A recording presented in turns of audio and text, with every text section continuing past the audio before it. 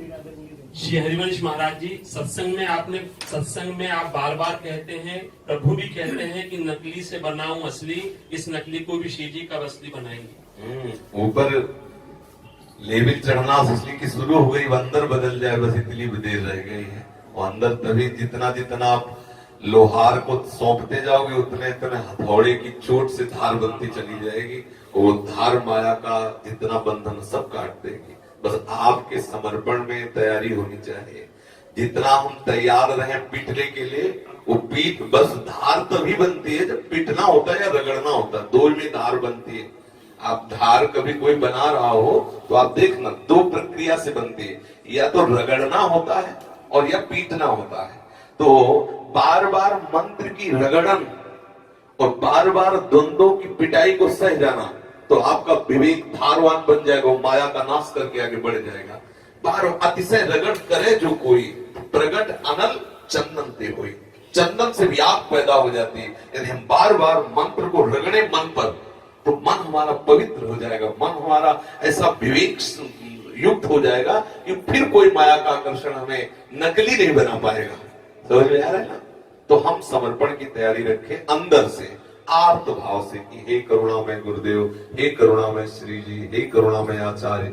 मेरी समझ में नहीं आता कि समर्पण कैसे हुआ जाता है, पर मैं जैसा भी हूँ आपका हूँ, आप देखते रहिए, धीरे धीरे धीरे आपको आगे बढ़ाते रहेंगे। महाराज जी, हम तो 7-8 साल हो गया, 7 साल 8 साल वृंदावन में रहते, लेकिन जो अंदर से सुधार होना चाहिए था वो नहीं हो पा रहा, क्योंकि लोहार के हाथ में नहीं हो। औजार दूर पड़ा है लोहार से, तो कैसे हो सकता है? अगर अभी शासन में हो जाए तो अपने आप ठीक हो जाओगे। लेकिन ये लोहार भी ऐसा है कि जितना पकड़ाते जाओगे उतना ही पकड़ेगा, क्योंकि छूट दिए हुए हैं। गीता में भगवान ने कहा है, आप अपने द्वारा अपना उद्धार करें, आप ही अपने मित्र हैं और आप ही अपने शत्रु हैं। हम आपको उपदेश दे रहे हैं, अगर आप जितना, जैसे मानो ये बच्चे हैं, ये हैं, अब ये पूरे समर्पित हो गए, ये हमारे कारखाने के अंदर आ गए। अब ये नहीं कह सकते कि हमारा सुधार नहीं होगा। तुम्हारा कैसे सुधार नहीं होगा? तुम्हें जहां बैठना है वहीं बैठना है, खड़े नहीं हो सकते।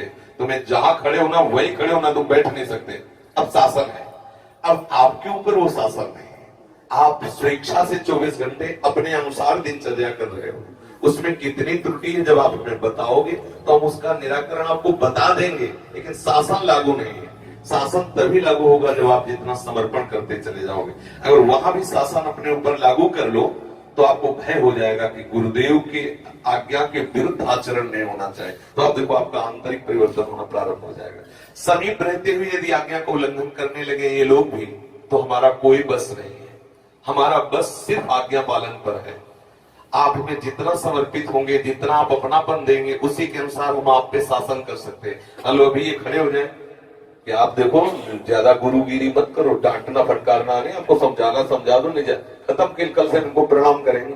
ऐसे प्रणाम कुछ नहीं बोल। जब ये कहते हैं कि हाँ आपका वाचा जैसे भी हो, आप हमारा सुधार कर, फिर हमारी आंतरिक दृष्टि जाएगी कि आपकी त्रुटि कहाँ है, आप कहाँ गलत कर रहे हो। फिर हम भरी सभा में इनका अपमान भी कर देते हैं, बिना दोष के अपमान कर देते हैं, और ये मुस्कुरा के सह गए तो हमें समझ में आ गया हमारी दवा काम कर गई।